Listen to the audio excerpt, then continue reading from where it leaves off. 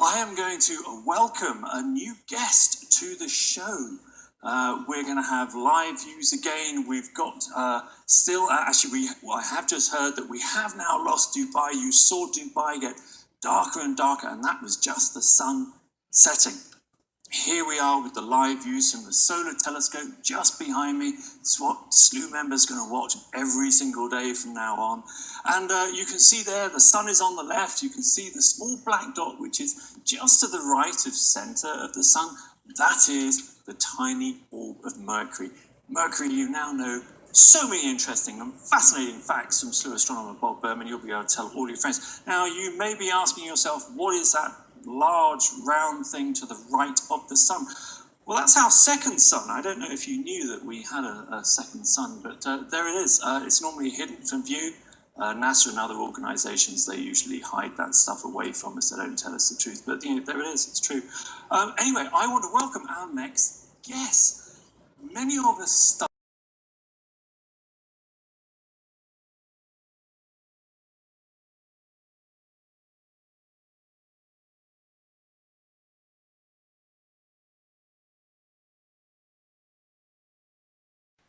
Well, listen, I'll tell you what, we'll carry on anyway. So hopefully those people who have refreshed their browsers will see this new Hangout that's been started. You know, it's almost as if somebody doesn't want us to be broadcasting this stuff tonight. So there you go. It's handed straight to the conspiracy theorists. Now listen, we've still got live on SLU on the homepage these fantastic views that Matt Francis is giving us. We've got a solar flare there. It's looking absolutely gorgeous. So you've got to be on the homepage to be looking at these images properly. I'll just share the homepage, show people what they're missing. You can normally click between these views. Let's just see what the conditions are like in the Canary. It's still cloudy. You know, it might clear later, so we might get to see some asteroids and comets a little bit later, so that'll be fun. But we seem to be beset by loads of tech problems, don't we, tonight? So anyway, making things worse. Cox times, am I? Oh, well. Anyway, listen, I'm just going to tell you very quickly about something, because Bob was talking about the real threats, because this has been something I've been thinking about over the last couple of weeks. You see, all of these kooky ideas that actually have come, a vast majority of these, especially with Nibiru, has come from one person who believes she's channeling alien messages, basically, right? And she's been channeling these since goodness knows when, early 2000s. And there's loads of other conspiracy sites. You've seen it all, and we've been talking already about being very little evidence, no science to back up any of these claims. But my view is, we don't really need to make that stuff up to understand just how exciting, how dynamic, and how risk-laden our solar system and existence is in any case. Now, even if we put to one side the man-made potential doomsayer stuff like I don't know, nuclear war or pandemics. You could even blame modern living on pandemics, but that's slightly natural. But if you take all of those out of the equation and just concentrate on what we're kind of looking at over these next couple of days at SLU, is the astronomical things. Now, we have seen so far on SLU this year, I think I counted 4 near-Earth asteroids. These are large asteroids which made close approaches to Earth, and they made those approaches only within days of being discovered. So these things weren't discovered kind of 2 years ago and yeah, we know this thing's coming towards us. These things were discovered, say, on a Friday when it was making its closest approach to Earth on the following Tuesday. And we've been looking at those live every time one of those has happened. And we know that asteroids hit things. They hit other planets. So we shouldn't think that Earth is immune to that. Also this year on SLU, we saw an asteroid or comet, we don't know which it was, but we saw it plummet and flash in an enormous explosion in Jupiter's atmosphere.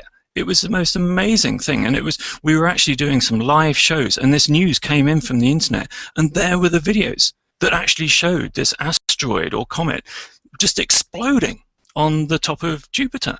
Now, I read somewhere that that was going to be somewhere the equivalent of 50 billion tons of TNT. Now, we start getting into the kind of event that we see in the Hollywood movies. We all know these extinction level events. Well, they happen. The biggest one that we know about, and we have proof for, happened 65 million years ago. It happened to the dinosaurs. So maybe they were sitting around scratching. I wonder whether they had people who were, or fellow animals thinking, yeah, it's a conspiracy. You don't need the conspiracy stuff for the threats to be real. But what we do know is that there is no asteroid which is currently being observed which is going to hit Earth on Friday. Right? So, yeah, it's a potential risk, but not this Friday. We've also got the solar flares that we've been hearing about tonight. Those are a risk as well. But not only are there so many space telescopes pointing to the sun all the time at the moment, but amateurs as well look at the sun on a daily basis. Now, a conspiracy would have to not only include NASA and all of the other governmental bodies around the world, all of the educational establishments with observatories around the world, but it would also, that conspiracy would also have to suck in tens of thousands of amateur astronomers who all look at the sun in exactly the same way that Matt Francis is showing us at the moment. This is a live view on the SLU homepage of this flare on the limb of the sun. This is a live view from Arizona. He's pointing his solar telescope. It's an expensive bit of kit, but it's within the reach of a lot of people. Now we know, because we've had past experience, the one in Canada that we've been talking about, these coronal mass ejections, and those, I tell you, they can be, I think it was something like 500, what was that? Oh, I saw a brilliant bit of information about that tonight, about how strong it was. Here we go. It is 160. So some of these coronal mass ejections that we're talking about, they have the equivalent energy of 160 billion megatons of TNT. That's 25,000 times more energy than was released with the impact of comet Shoemaker-Levy 9, which we saw slamming into Jupiter a number of years ago. So once again, we've seen this stuff. We can measure it. So we know that these risks are real. We don't need to revert to the conspiracy theorist stuff. We don't need to listen to people who are channeling information. They've been chosen for some unknown reason by aliens to channel their messages through. We don't need to listen to all of that. Right? And I'll tell you one thing, none of these guys are going to apologize when they wake up on Saturday morning for wasting everybody's time. Because I was talking to Bob just before this show, and I'm not going to go on much longer, but I was talking to Bob before that show started that we were bombed out of. The way these people work is they're confidence tricksters. That's the methodology that they use. And what they do, if you look at their blogs and stuff like that, they put one of their kooky articles in there, right, about an alien telling us that this planet is pointing its northern pole to Earth at the moment. This planet that nobody's seen, right, even though they claim people are seeing it, they don't actually provide proper pictures. The only pictures they show are people pointing iPhones up to the sun and having a reflection in the optics with it. Hey, look at the homepage at the moment because we've got another smashing live image of the sun there.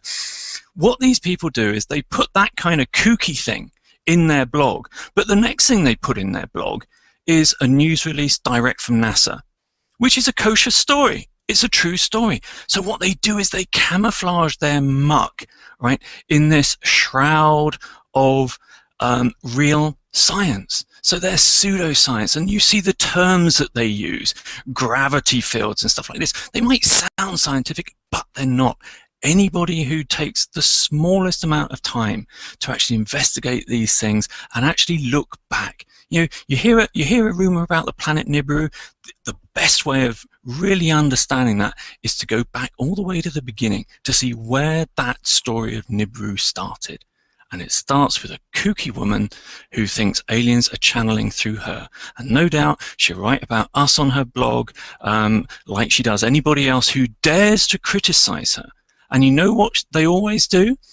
there. Go back, have a look at the articles today that say the world's going to end on Friday. I guarantee you on Saturday, those things will be removed. And on Sunday, I'll tell you also what's going to happen. We've got a big asteroid that's going to be passing very, very close to Earth on February the 15th, 2013. It's actually passing closer to Earth than geosynchronous satellites are. Geosynchronous satellites are usually the kind that carry TV signals and stuff like that. This asteroid is going to be passing closer to Earth than that. We're still not going to be in any danger of it. We know we're not going to be in any danger of that asteroid, but that's what they'll all move on to. These conspiracy theorists will just move the whole story on like they did in 2003. They shifted it on to 2012. And what's just around our corner? Just like the Mayan calendar ends, what do we do at the end of our calendar? We actually have a big celebration because it's the end of one year, start of another. That's what the Mayans would have done at the end of this calendar. They would be celebrating a new calendar, just like we would. But what's next year? 2013. Guess what the conspiracy theorists are going to pick up next year? 13. Oh, you know, it all rings bells.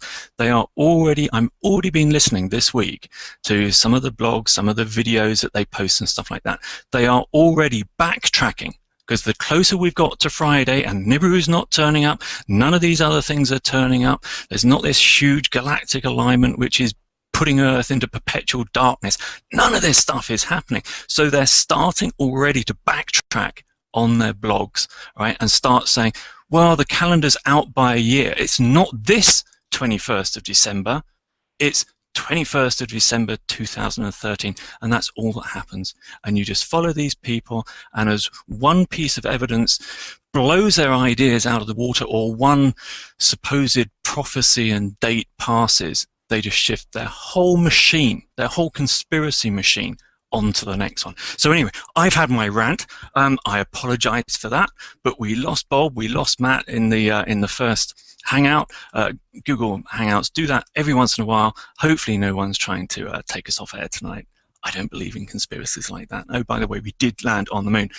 Anyway, I'm really off my soapbox now. We have got another show for you lined up in 35 minutes. Pat Palucci is going to be taking the helm on that one. He'll probably be a little bit more measured than I've just been. But I feel a lot better, thank you.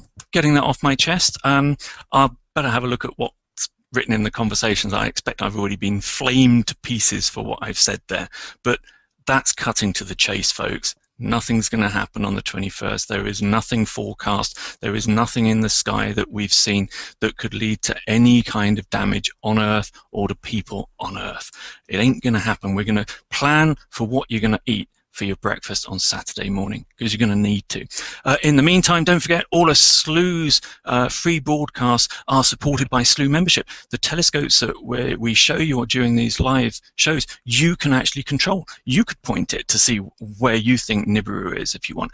But there's a serious side of using it. They're great fun to use. You use these telescopes, a half-meter telescope, which is massive. Costs about £100,000 all in all, that particular setup.